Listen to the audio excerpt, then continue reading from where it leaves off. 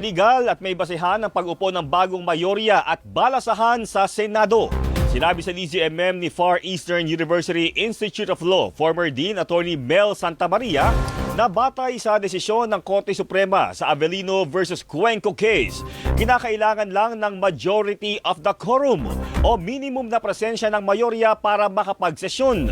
Mabakante ang lahat ng posisyon at makapaghalal ng mga bagong pinuno sa Senado liban sa Senate President. Bagay na sinunodan niya ng bagong mayorya. 11 sila, biglang pumasok si Senator Escudero, Chis Escudero. tama. Naging 12, nagkaroon sila ng majority. So ang una nilang ginawa, dineklara lahat ng posisyon, including the Senate President, na bakante. So therefore, hindi sila nag-e-elect ng Senate President.